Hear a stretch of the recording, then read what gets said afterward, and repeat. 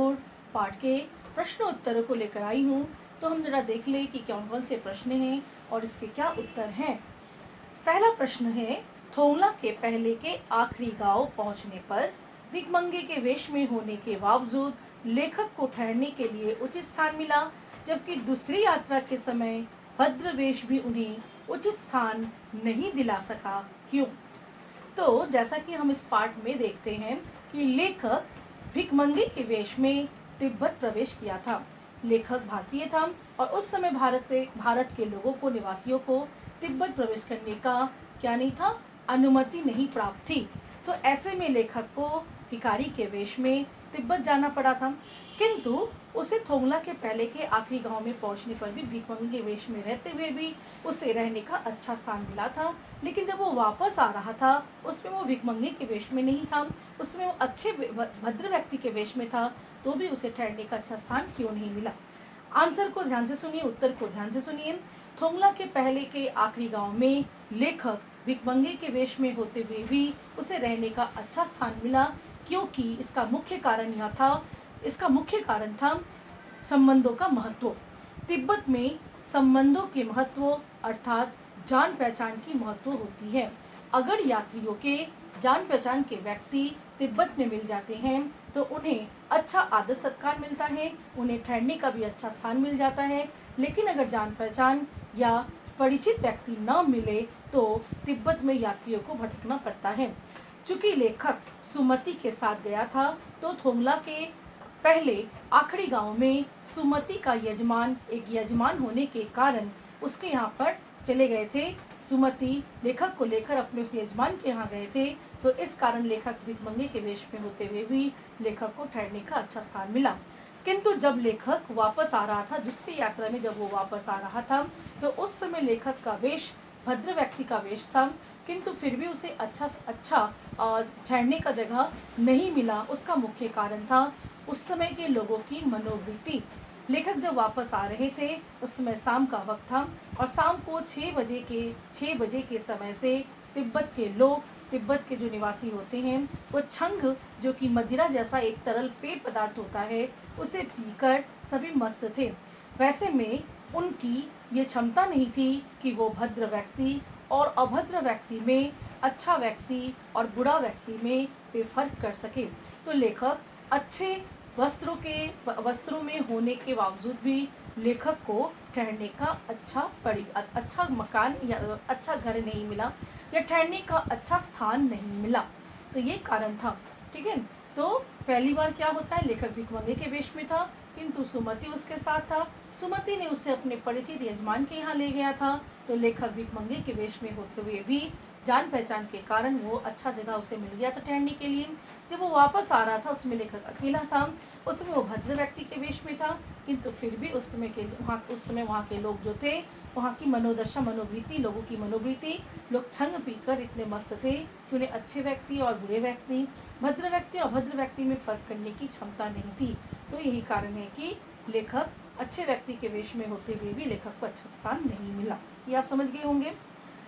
दूसरा प्रश्न है कि उस समय के तिब्बत में हथियार का कानून न रहने के कारण यात्रियों को किस प्रकार का भय बना रहता था? लेखक जिस समय तिब्बत गए थे वो सन 1929 और 30 का समय था। उत्तर ध्यान से सुनिए।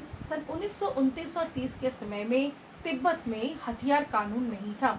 तिब्बत की सरकार वहाँ के पुलिस विभाग पर और खुफिया विभाग पर बहुत अधिक खर्चा नहीं करती थी और यही कारण था कि वहाँ पर पुलिस के लोग और खुफिया के लोग बहुत अधिक प्रभावशाली नहीं थे।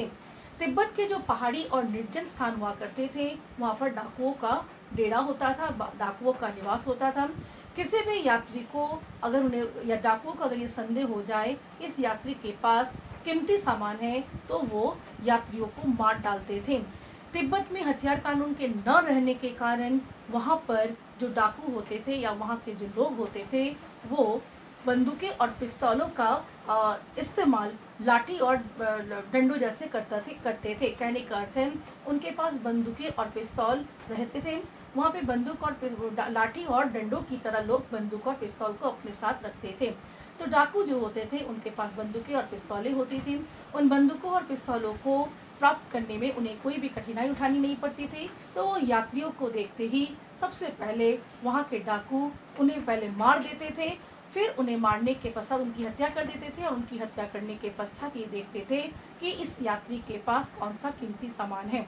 तो यही कारण है कि तिब्बत में खुफिया विभाग और पुलिस विभाग पर बहुत अधिक खर्चे न होने के कारण ये दोनों विभाग बहुत प्रभावशाली नहीं थी। तो इसलिए यहाँ पर हथियार कानून भी नहीं था। इस कारण कोई भी अपने साथ हथियार रख सकता था। तो यात्रियों को अपने हत्या हो जाने की और लूटपाट हो जाने का डर बना रहता था। ये था दूसरे प्रश्न का उत्तर। तीसरा प्रश्न है, लेखक लंकोर के मार्ग में अपने साथियों से किस कारण पिछड़ गया? लेखक और सुमति, उसका मित्र सुमति, दोनों लंकोर तक जाने के लिए घोड़े को लेने का निश्चय किया। घोड़े की सवारी कर वे लंकोर पहुंचने का निश्चय किए। लेखक का जो घोड़ा था वह काफी सुस्त था और वह कमजोर सा था। पहले तो वो चढ़ाई चढ़ते समय लेखक का घोड़ा ठीक ठाक था, किंतु चढ़ाई के बाद जब लंकोर के मार्ग में वो उतराई के लिए उतरने लगे, तो उस समय लेखक का घोड़ा ज्यादा सुस्त पड़ गया और वो धीरे धीरे चलने लगा। किंतु सुमति तथा और दो चार लोग थे, उनके घोड़े जो थे वो आगे निकल गए थे। लेखक का घोड़ा पीछे रह गया और रास्ते में एक मोड़ आता है जहाँ पर दो रास्ते निकलते हैं। उस दो रास्ते वाले स्थान पर लेखक रास्ता भटक गया था। लेखक गलती वाले रास्ते से, मतलब कि लेखक जिस रास्ते को पकड़ा वो रास्ता लंकोर जाने का रास्ता नहीं था। वो गलत रास्ते को पकड़ लिए थे और गलत रास्ते पर 1.5 किलोमीटर की वो दूरी तय कर लिए थे। तो जब उन्हें बाद में पता चला कि यह मार्ग लंकोर का नहीं है, तब उन्हें वापस आना पड़ा। वापस आकर पुनः उन्हें सही रास्ता पकड़ना पड़ा और तब वे लंकोर पहुंचे। तब तक वे काफी लेट हो चुके थे, काफी देर हो चुके थे। तो लंकोर के मार्ग में लेखक के पिछड़ जाने का कारण यह था। चौथा प्रश्न है, लेखक ने शेखर विहार में सुमति को उनके यजमानों के पास जाने से रोका, परंतु दूसरी बार रोकने का प्रयास क्यों नहीं किया? लेखक ने अपने मित्र सुमति, तिब्बत में सभी गांवों में प्रायः सुमति के यजमान थे, बहुत सारे यजमान थे। सुमति जो था अपने यजमानों के यहाँ पुरोहित की तरह जाता था, वो उनके पुरोहित के रूप में था। तो लेखक शेखर विहार में सुमति के द्वारा कई यजमानों के यहाँ जाने और हफ्ता भर का समय लग जाने के खबर को सुनते ही लेखक की ये पहली यात्रा थी, तो लेखक को अकेले रहना पड़ेगा। लेखक को ये अंदाजा हो गया था। साथ ही लेखक के पास काफी समय भी नहीं था, वो 1 सप्ताह तक सुमति का इंतजार नहीं कर सकता था। तो इसलिए लेखक ने सुमति को शेखर विहार में जाने से मना किया। बदले में उसे वो लहासा जाकर उस रकम देने का आश्वासन भी दिया कि उसे कीमत चुका देने और रकम देने का आश्वासन दिया।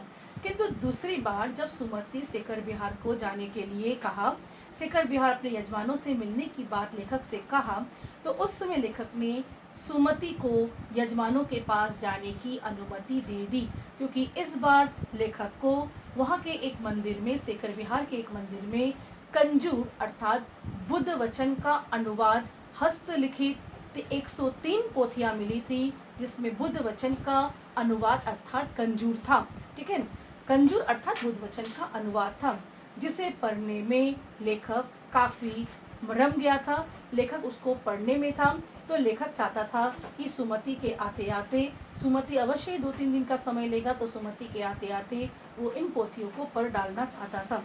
तो यही कारण है कि लेखक ने सुमति को जाने का इजाजत दे दिया।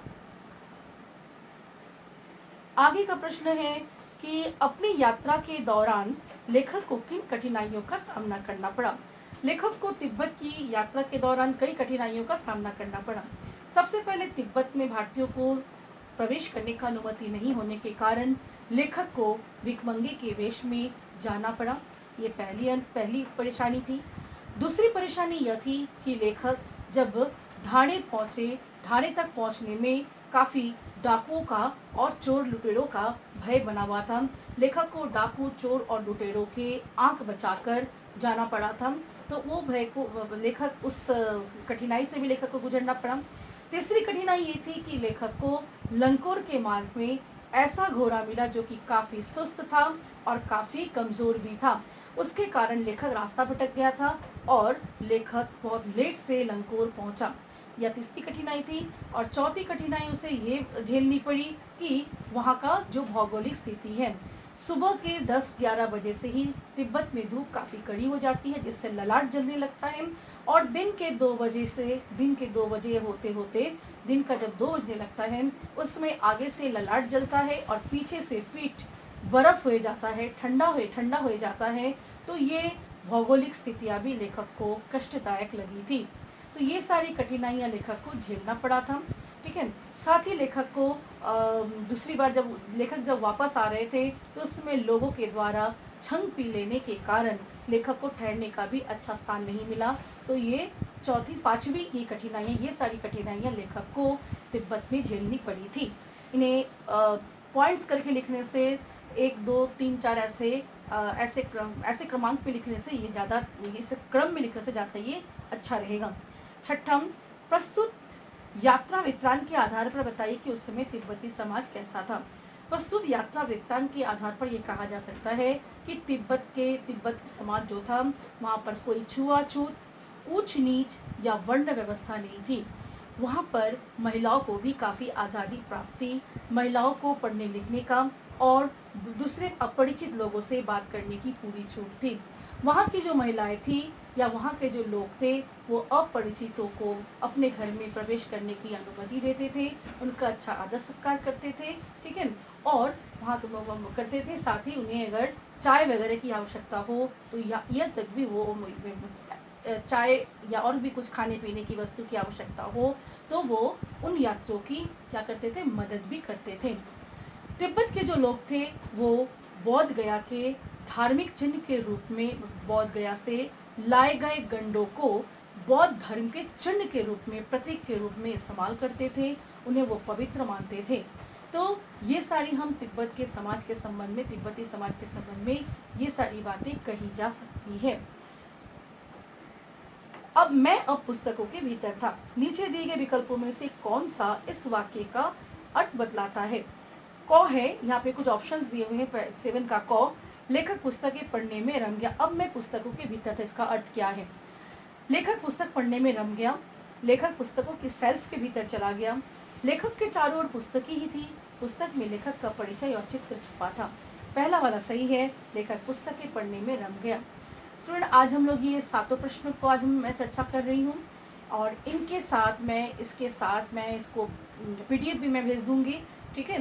तो ये 7 प्रश्नों का मैं आज आलोचना की, इसका PDF भी आपके साथ जाएगा और इस वीडियो के एक और वीडियो में PDF का दे दूंगी। आप इन प्रश्नों के उत्तरों को अवश्य तैयार कीजिए, इन्हें अपने पास रखिए। तो आज इतना ही। अगले वीडियो में मैं बाकी प्रश्नों पर भी आलोचना करूंगी। तो आज इतना ही। धन्यवाद।